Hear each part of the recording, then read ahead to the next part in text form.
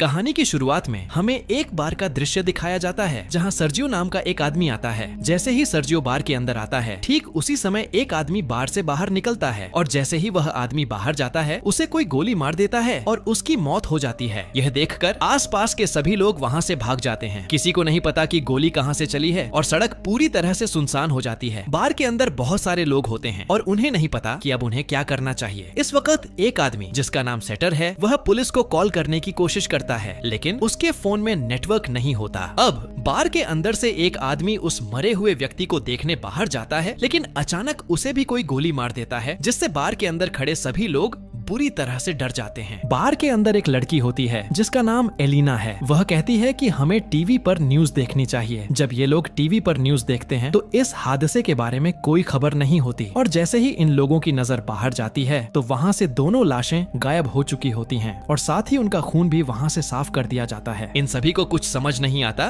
कि यहाँ पर क्या हो रहा है। तभी सेटर कहता है, मुझे लगता है कोई चाहता है कि हम में से कोई भी यहाँ से बाहर न निकले। फिर सर्जियो कहता है, हो सकता है हम में से कोई एक किलर हो या हो सकता है हम में से कोई आतंकवादी हो जिसके पास कोई भयानक विस्फोटक सामान हो और पुलिस उसे पकड़कर मारना चाहती हो। यह सुनकर एक आदमी जिसका नाम नाचो है, वह अपने पैर से अपने बैग को छुपा देता है, पर सर्जियो उसे ऐसा करते हुए देख लेता है और इसके बारे में सबको बताता है। नाचो का बैग ले लिया जाता है और जब उसके बैग को खोला जाता है तो उसमें से कपड़े और एक हार्ड डिस्क निकलती है। नाचो सफाई देता है कि मैं एक एड कंपनी में काम करता हूँ और इस हार्ड डिस्क में मेरे काम की फाइल्स हैं, लेकिन कोई उसकी बात पर विश्वास नहीं करता। एलिना उसकी हार्ड डिस्क को नष्ट कर देती है, पर हार्ड डिस्क के अंदर कुछ नहीं होता। तभी नाचो देखता है कि सामने काउंटर पर एक ब्रीफकेस रखा हुआ है। तभी सर्जियो दावा करता है कि ब्रीफकेस उसका है, लेकिन बार की ओनर एम्पारो ब्रीफकेस उठा लेती है। तभी एक आदमी जिसका नाम इजराइल है, वह ब्रीफकेस खोल देता है और उसके अंदर औरतों के कुछ कपड़े निकलते हैं। इससे पहले कि कोई कुछ समझ पाता, इन्हें बाथरूम से एक अजीब सी आवाज आती है। ये लोग दरवाजे को खोलकर बाथरूम के अंदर जाते हैं और देखते हैं कि वहाँ पर एक मोटा सा आदमी लेटा हुआ है जो कि बेहोश है। दरअसल यह आदमी खांसते खांसते इस वॉशरूम के अंदर आया था। इस आदमी के पास एक इंजेक्शन पड़ा होता है। एलिना उसे उठा लेती है और तभी इन लोगों को बाहर से गाड़ियों की आवाज आती है। ये देखते हैं कि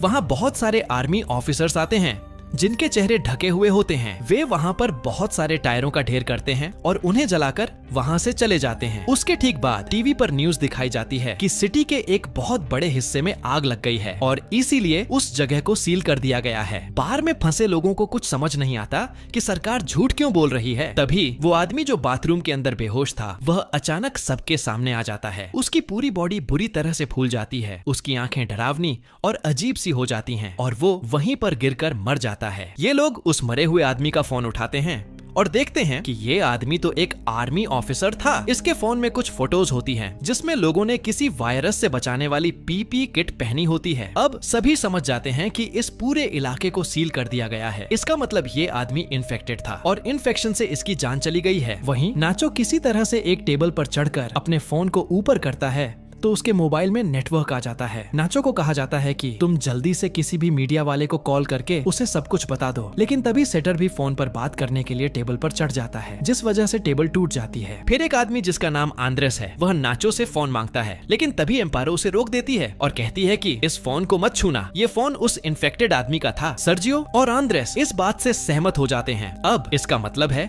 कि नाचो और जिस किसी ने भी इस मोबाइल को या उस आदमी को छू लिया है, वह सब के सब इन्फेक्टेड हैं और ऐसा करने वाले इनमें से 5 लोग हैं। आंद्रेस उन्हें अपनी बंदूक से धमकाता है और कहता है कि उस डेड बॉडी को नीचे तहखाने में बने स्टोर रूम में लेकर जाओ। इन सभी 5 लोगों को मजबूरन उसकी बात माननी पड़ती है। अब ऊपर बस 3 लोग बचे हुए हैं। थोड़ी देर बाद एक औरत जिसका नाम ट्रेनी है, उसे वहाँ पर सफोकेशन, सांस लेने में दिक्कत होना शुरू हो जाता है। तभी उसकी नजर वहाँ पर बने एक ड्रेनेज नाली पर पड़ती है। इजराइल उस ढक्कन को खोल देता है और यहाँ से बाहर निकलने का फैसला करता है। वह अपने पूरे शरीर पर तेल लगाता है और ड्रेनेज से नीचे जाने की कोशिश करता है, लेकिन छेद बड़ा नहीं होता, इसलिए वह नीचे नहीं जा पाता। तभी अचानक इन सभी लोगों को गोलियां चलने की आवाज आती है। उन्हें ऊपर बार में धुआं दिखाई देता है। वे समझ जाते हैं कि ऊपर जो 3 लोग थे उन्हें किसी ने मारकर पूरे बार को आग लगा दी है। कुछ घंटों बाद आग पूरी तरह से बुझ जाती है और ये लोग ऊपर बार में आने का फैसला करते हैं। ऊपर आने के बाद वो देखते हैं कि बार पूरी तरह से जलकर राख हो चुका है। नाचो को वहाँ गन मिल जाती है जिसे वो चुपचाप चुपचाप उठा लेता है। तभी ये लोग देखते हैं कि कुछ लोग बाहर से इस जगह को पूरी तरह से सील कर रहे होते हैं। ये बड़ी ही खामोशी से सब कुछ देखते रहते हैं, क्योंकि अगर किसी को भी भनक लग गई कि अंदर अभी भी 5 लोग जिंदा हैं, तो इन सब को भी मार दिया जाएगा। और तभी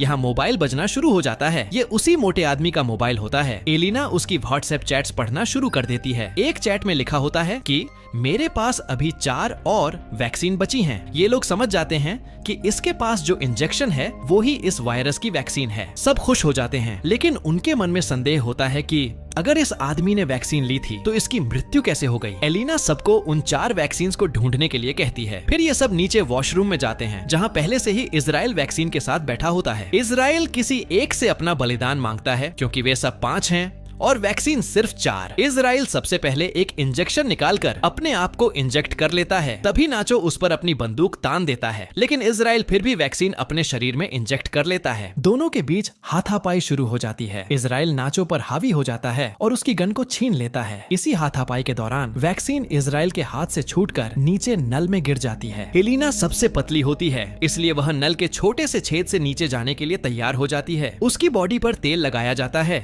और वह बड़ी मशक्कत के बाद नीचे नल में गिर जाती है। एलिना वैक्सीन ढूंढ लेती है।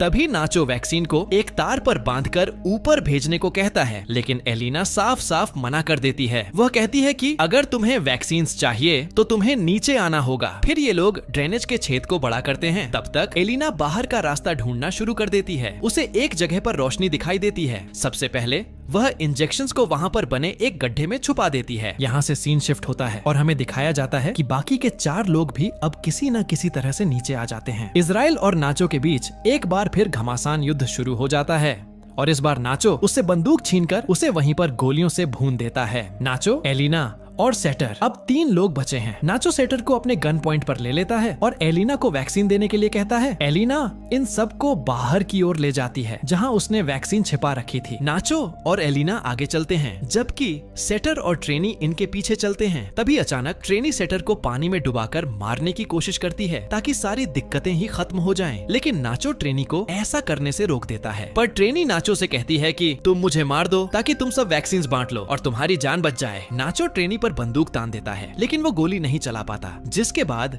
ट्रेनी नाचो से गन लेकर यहाँ से थोड़ी दूर जाकर अपने आप को मार देती है। अब सिर्फ 3 लोग बचे थे और इनके पास इंजेक्शन भी 3 ही थे, इसलिए सब एक एक इंजेक्शन ले लेते हैं। पर इससे पहले कि ये लोग अपनी बॉडी में इंजेक्शन लगाते, यहाँ पर इजराइल आ जाता है, जो अभी भी जिंदा है। इजराइल पीछे से हमला करके सेटर को जान से मार देता है। अब इजराइल को गुस्सा आ जाता है और वह नाचो और एलिना की जान के पीछे पड़ जाता है। वो दोनों सीढ़ियों की ओर आगे बढ़ते हैं, पर तभी एलिना के पास जो इंजेक्शन होता है वह उसके हाथ से छूटकर नीचे गिर जाता है। नाचो जल्दी से अपना इंजेक्शन एलिना को दे देता है। फिर इजराइल नाचो के पैर पकड़कर उसे नीचे खींच लेता है, जिससे दोनों की नीचे गिरकर मौत हो जाती है। एलिना के पास अब जो वैक्सीन बचा है वह उसे अपने शरीर में इंजेक्ट कर लेती है और ऊपर ड्रेनेज के ढक्कन को खोलकर बाहर निकल जाती है। बाहर निकलते ही उसे बहुत सारे लोग दिखाई देते हैं और सरकार ने आगे के इलाके को पूरी तरह से सील किया हुआ है। एलिना को बिल्कुल भी होश नहीं होता और वह चुपचाप उस भीड़ में शामिल हो जाती है। कहानी का अंत और रहस्योद्घाटन। अंत में इस कहानी में हमें यह पता चलता है कि वह मोटा आदमी जो बार के वॉशरूम में खांसते खांसते गया था, वह एक आर्मी ऑफिसर था। हो सकता है शायद आर्मी किसी तरह का कोई जैविक हथियार बना रही हो, ताकि वह दुश्मन देश पर इस हथियार से हमला कर सके। लेकिन इसी दौरान उनका अपना एक ऑफिसर इन्फेक्टेड हो गया। हालांकि उनके पास इस इन्फेक्शन की वैक्सीन भी थी, लेकिन यह ऑफिसर बीमार था, इसलिए वैक्सीन ने उसके ऊपर काम नहीं किया। और जब आर्मी को पता चला कि उनका वह ऑफिसर बार के अंदर है, तो उन्होंने पूरे एरिया को सील कर दिया, ताकि वहां से कोई भी बाहर न निकल पाए